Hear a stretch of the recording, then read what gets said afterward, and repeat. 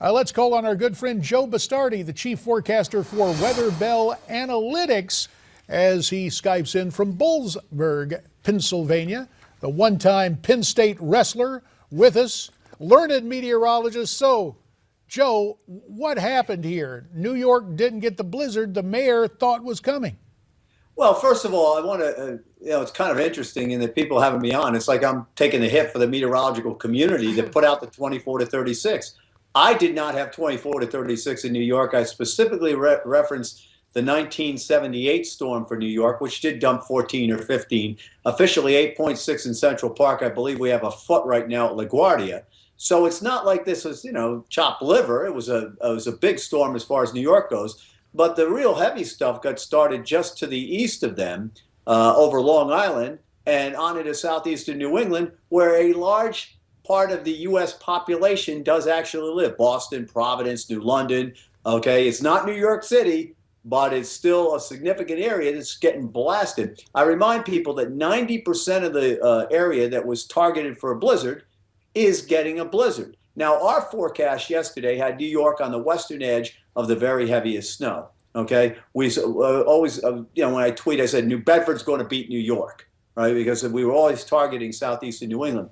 What happened with this storm is that you have imprecise computer models, and as much as human beings try to think the computer is the answer, it's a tool to get the answer. So what happens is you have a storm coming through the Ohio Valley that is going to redevelop along the Virginia coast. Where it redevelops, how fast it redevelops, the angle that it redevelops at, in other words, is it tilted northeast or tilted due north? All these things come into play. And when you're talking globally over an area of 50 miles, that's very, very difficult to do sometimes. So it was a tough storm for New York. We've been stressing at WeatherBell, though, since the middle of January, that the period January 26th through February 10th was going to get progressively colder across the country and stormy. And I believe this is just the beginning of a series of storms, certainly not all with the potential of the blizzard of 2015, but certainly things that can really raise a ruckus that are going to be coming through the United States here over the next couple of weeks. So what can we expect in the next 24 hours? Well, we're getting slammed in southeastern New England now. It'll start winding down later this afternoon and tonight, and it'll be all over but the plowing, the shoveling, and the blowing and drifting for a while tomorrow morning for southeastern New England. Now, they're seeing a storm as bad as the blizzard of 78 there, which is generally recognized as the benchmark snowstorm in southeastern New England. And of course, New York City. Snowmageddon, though.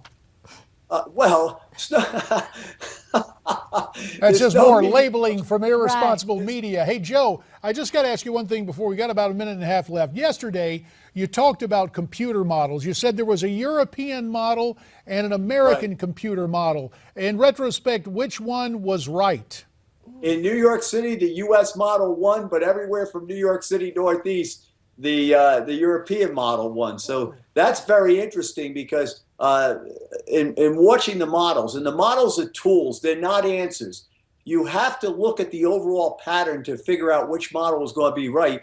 And what the U.S. model did do is it predicted the redevelopment in the correct spot, which shifted the heavy snow further east. The problem it had was it was still forecasting 6-10 inches out on Long Island, and it was way underdone in New England overall from 6 hours away. Amazingly enough, though, JD, it's seeing what the Europeans seeing in this period coming up that we've had outlined for a while. Let me tell you something. This winter's just beginning. People want to say, oh, well, it's just one storm. Colder air is going to come back into the center of the country, and you're going to see a parade of storms that can cause wailing and gnashing of teeth to meteorologists coming along here. Well, Joe, we appreciate the fact that you have expertise as a long-range forecaster. We also appreciate the fact that you took to the mat for the Penn State Nittany Lions, and as a grappler collegiately, you grapple with all the data, all the computer models, and you try to make sense for us, and that's what we appreciate. Joe Bastardi, our thanks, and we're coming right back with more on America's Forum.